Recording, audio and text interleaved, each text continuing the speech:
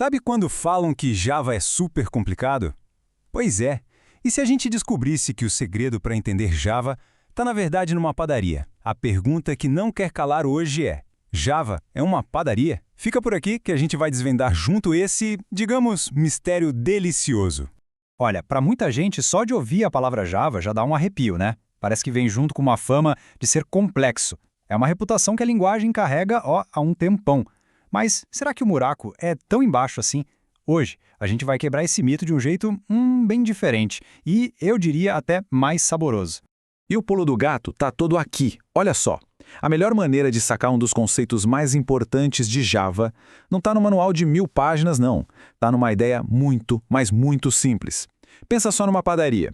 Ninguém lá cria um bolo do absoluto zero toda vez, certo? Não. Usa-se um molde. Guarda bem essa palavra, molde. Ela é a chave de tudo que a gente vai ver agora. Então, tá todo mundo pronto? Sejam oficialmente bem-vindos à nossa padaria de código. Agora, a gente vai usar essa analogia para pegar um conceito que parece super abstrato na programação e transformar em algo bem concreto, tão fácil de entender quanto fazer um bolo. Bora para a primeira conexão. Em Java, existe uma coisa chamada classe. E na nossa padaria, o que seria isso?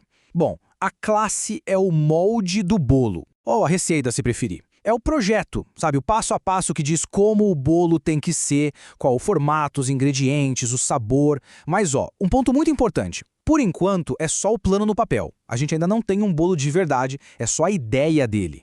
Ok, então se a classe é o molde, o que é o objeto? Ah, essa é a parte boa. O objeto é o bolo de verdade. É o bolo prontinho, quentinho, saindo do forno. Ele foi feito seguindo à risca a receita, usando aquele molde que a gente definiu. O objeto, então, é a coisa real, concreta que a gente criou a partir daquele plano inicial. Beleza, mas aí alguém pode pensar, para que essa separação toda entre molde e bolo? Por que isso é tão importante? A resposta está numa das palavras mais mágicas da programação: eficiência. A gente vai ver agora o poder da reutilização em ação. Prepara aí. E olha que legal como isso funciona na prática. Imagina que a gente tem a nossa classe, ou seja, o nosso molde de bolo de chocolate, certo? A gente vai lá, usa o molde e pronto, criamos o nosso primeiro objeto, bolo. Perfeito. E se a gente precisar de outro? Simples, pega o mesmo molde de novo e faz o segundo. E o terceiro?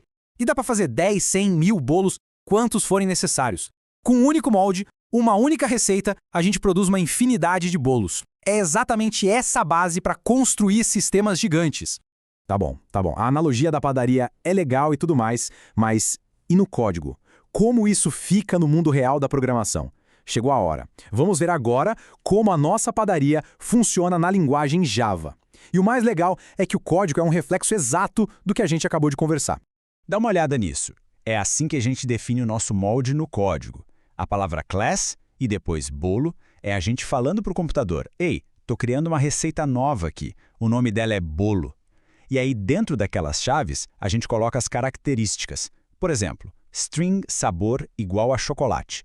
Isso quer dizer que, por padrão, todo bolo que sair desse molde vai ter o sabor de chocolate. Simples assim. Esse é o nosso projeto.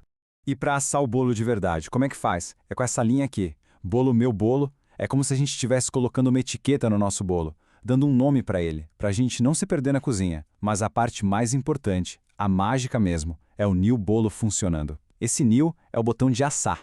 É nesse exato momento que o Java pega a receita, a classe bolo, e cria um bolo de verdade na memória do computador. Pronto, o nosso meu bolo agora existe de fato.